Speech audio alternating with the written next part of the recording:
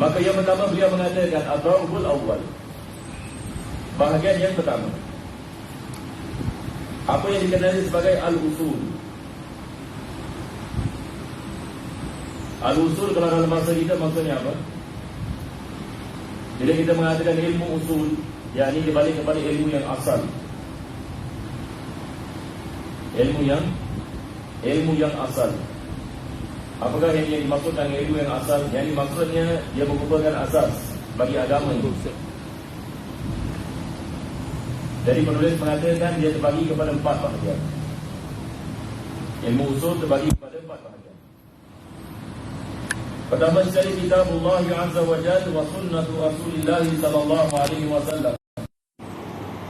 Jadi kita ada kitabullah, iaitu Al-Quranul Karim, dan kita ada sunnah Nabi sallallahu alaihi wasallam, wa ijma'ul ummah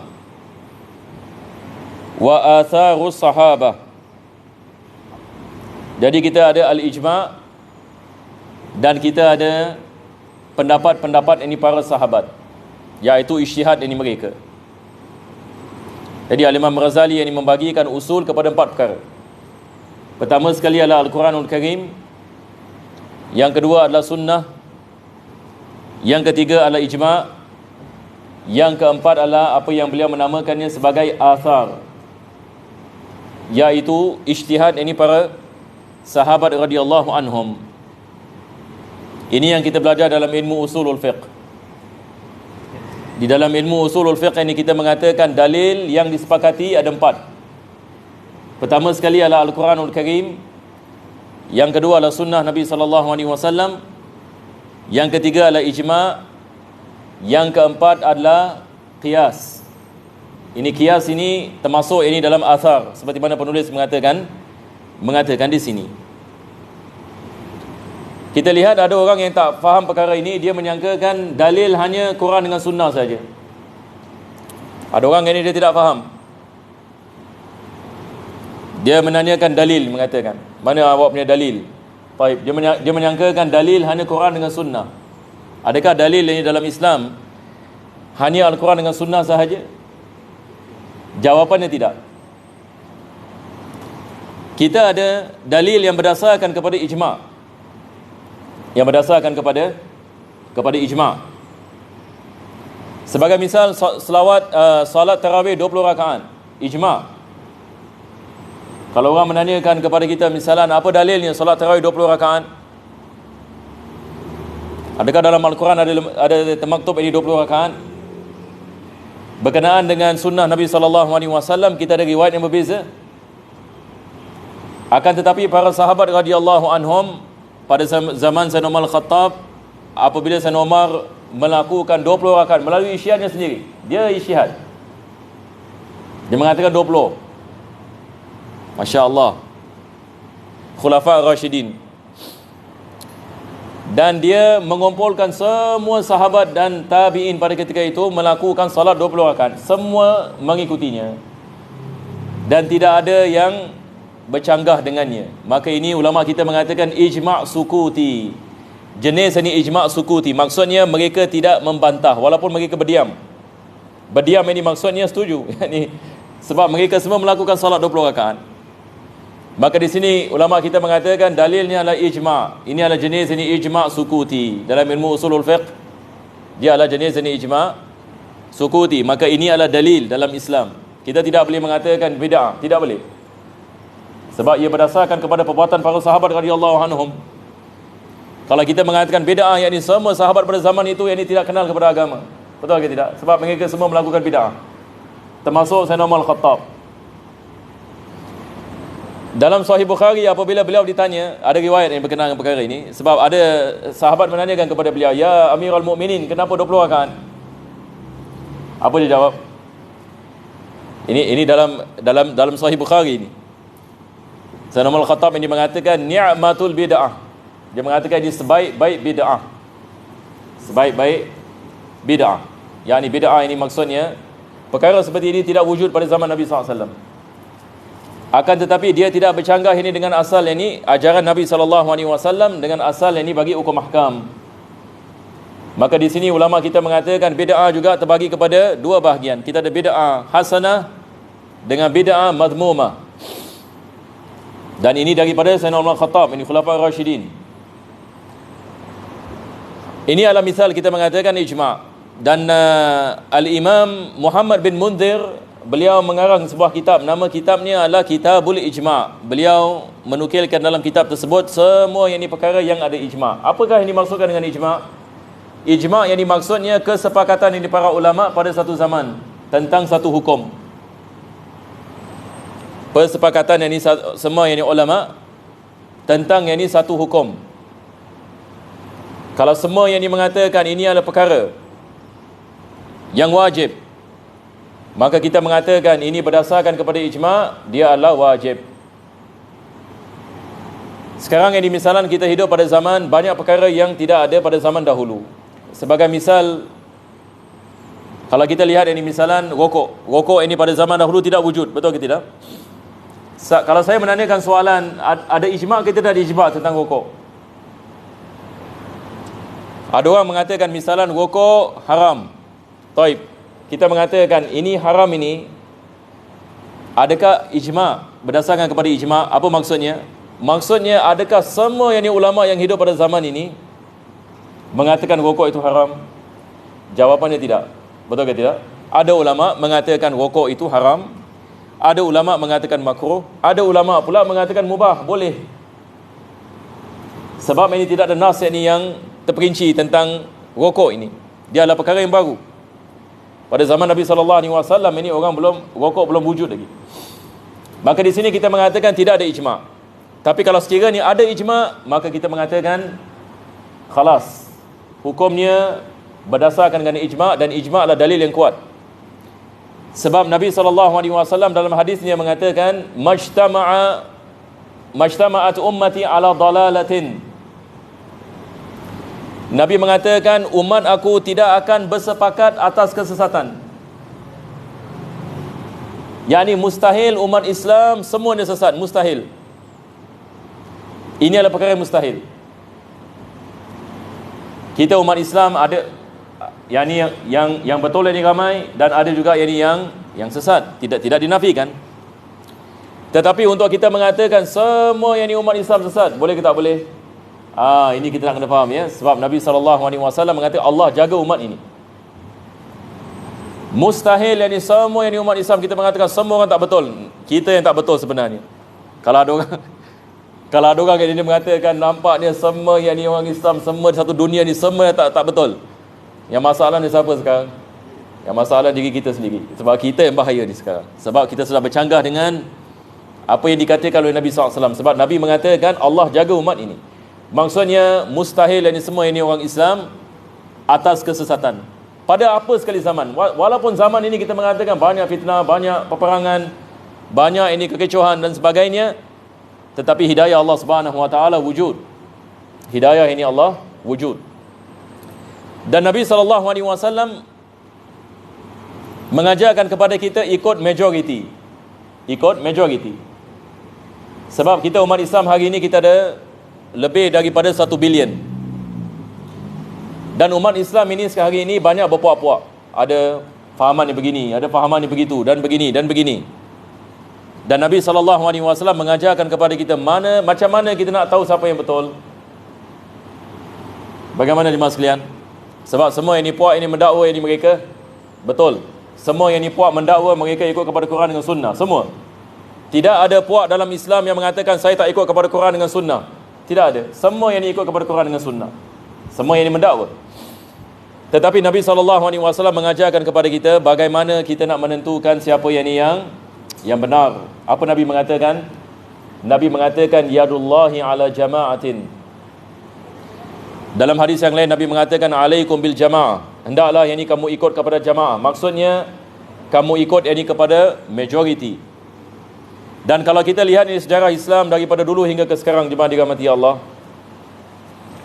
kalau kita membicarakan tentang ilmu akidah, kita lihat ulama-ulama kita daripada dulu hingga ke sekarang. Ulama-ulama yang besar seperti Al-Imam Al-Haramain, Al-Imam Al-Ghazali, Al-Imam Al-Nawawi, Al-Imam Al-Suyuti, Al-Imam Ibn Hajar Al-Asqalani, Al-Imam Ibn Hajar Al-Haythami, Begitu juga dengan imam-imam daripada 4 mazhab ini dalam ilmu fiqh. Mereka ini sama ada berpegang ini kepada akidah Al-Asy'ariyah ataupun Maturidiyah. Ini adalah apa yang diwarisi oleh Nabi sallallahu alaihi wasallam, dan ini kita mengatakan majoriti bagi ummah daripada dulu hingga ke sekarang. Jadi bila kita memahami ini perkara ini, kita memahami bahawasanya ini adalah golongan yang terselamat. Dengan nas ini Nabi sallallahu alaihi wasallam berdasarkan dengan apa yang kita lihat. Jadi pertama tadi kita mengatakan dalil dalam Islam kita ada Quran, yang kedua kita ada sunnah, yang ketiga kita ada ijma', yang keempat kita ada qiyas. Kadang-kala dalil berdasarkan kepada qiyas. Seperti apa? Misalan kalau orang menanyakan kepada kita, misalan ada satu pil yang mana kalau dia makan mabuk. Kalau dia makan mabuk, apa hukumnya? Maka di sini kita mengatakan sebab arak diharamkan sebab ia memabukkan. Maka ulama kita mengatakan illah bagi pengharaman ini arak memabukkan. Maka para ulama kita mengatakan tiap-tiap perkara yang memabukkan dia mengambil hukum arak. Tiap-tiap perkara yang memabukkan mengambil hukum arak. Maka ini kita mengatakan berdasarkan kepada qiyas. Jadi kita kalau ada suatu perkara yang memabukkan, maka kita mengatakan ini diharamkan. Sebab yang ini dibalik kepada hukum arak.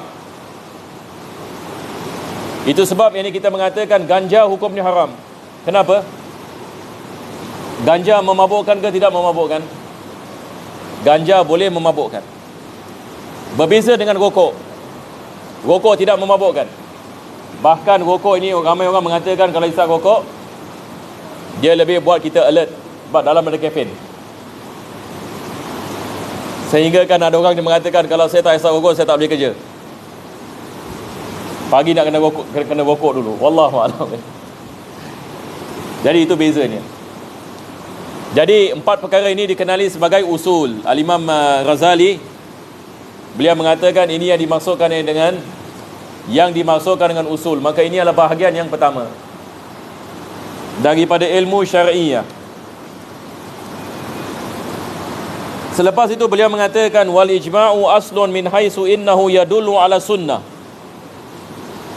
fa huwa aslun fid darajati tsalitsah. Jadi dia mengatakan adapun ijma' dia adalah asal dalam dalil dalam Islam. Dan ijma' menerangkan sunnah. Apakah yang dimaksudkan ijma' menerangkan sunnah? Seperti mana saya mengatakan tadi, Nabi SAW mengatakan majtama'at ummati ala dhalalah, atau kama qala sallallahu alaihi wasallam. Nabi mengatakan umat aku tidak akan bersatu atas kesesatan. Maka ijma' kalau kita mengatakan semua yang ulama bersetuju, maka ini menunjukkan balik kepada hadis Nabi sallallahu alaihi wasallam bahawasanya perkara ini benar. Maka ijma' ini berdasarkan dengan sunnah, berdasarkan dengan hadis Nabi sallallahu alaihi wasallam.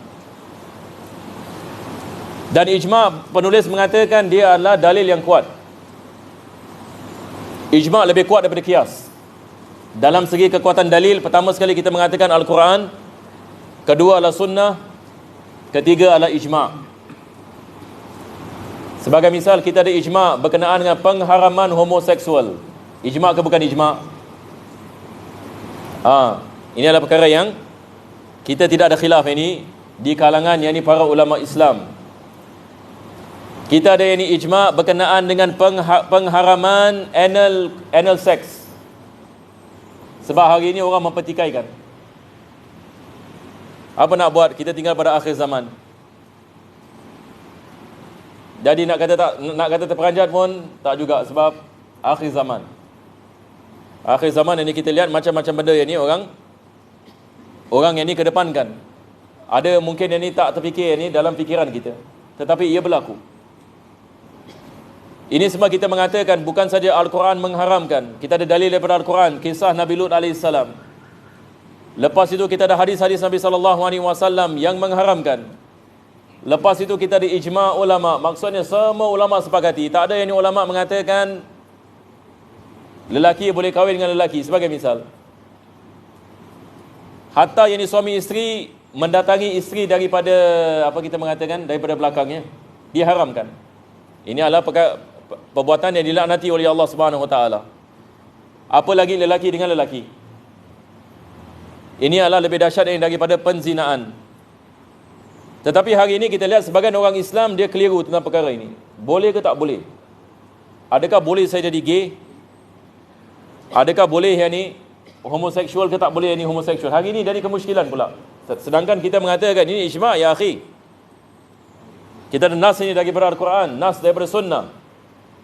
Kita ada sepakat ini para ulama. Apa lagi dalil yang kita perlukan?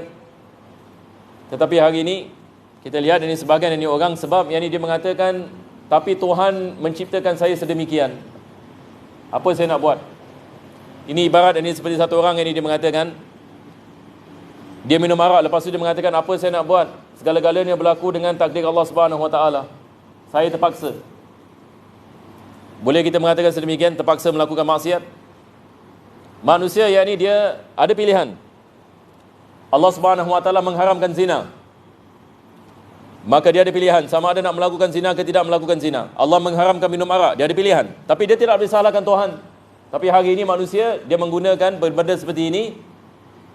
Dia mengatakan apa nak buat? Tuhan berkehendak sedemikian. La ilaha illallah. Tuhan ini berkehendak. Tuhan menguji yang ini awak. Menguji. Dan Tuhan ini meletakkan hukum ahkam, apa yang halal dan apa yang haram, untuk menguji manusia, siapa yang ini manusia yang ada amal yang terbaik. Bukan ini kita menyalahkan qada dan qadar dan menyalahkan Allah Subhanahu Wa Taala sebab nafsu kita nak melakukan apa yang kita nak melakukan. Jadi ini adalah daripada perkara kita nak kena memahami dan berjaga-jaga, dan perlu juga kita ini menyampaikan kepada yang lain, sebab hari ini benda-benda yang terang seperti ini juga menjadi kemusykilan. Kita berdoa mudah-mudahan Allah selamatkan kita dan ahli keluarga kita dan masyarakat kita daripada segala musibah di dunia dan akhirah. Musibah di dunia dan juga musibah di akhirah. Dan Allah menyelamatkan kita insya-Allah taala, amin ya rabbal alamin. Insya-Allah kita berhenti di sini, dan ada sedikit pengumuman malam ini jemaah dirahmati Allah. Kita akan adakan tahlil. Cuma tahlil ini lain sedikit sebab orangnya menjemput semua jamaah di masjid, dan masjid ada masak. Jadi saya ingin menjemput ini semua jamaah insya-Allah untuk menghadiri insya-Allah ini pada malam ini insya-Allah. Jadi inilah hajat daripada ahli keluarga yang simati, ya. Ada kematian salah seorang daripada jemaah kita. Jadi dia berhajat jemaah Masjid Khalid ini menghadirinya insya-Allah. Bismillahirrahmanirrahim. Rabbana taqabbal du'ana innaka antas samiul alim wa tub 'alaina innaka antat tawwabur rahim. Wa khtim bisalihati a'malana wa ajina Allah ya karim. بفضل سبحان ربك رب العزة عما يصفون وسلام على المرسلين والحمد لله رب العالمين. تقبل الله منكم. السلام عليكم ورحمة الله وبركاته.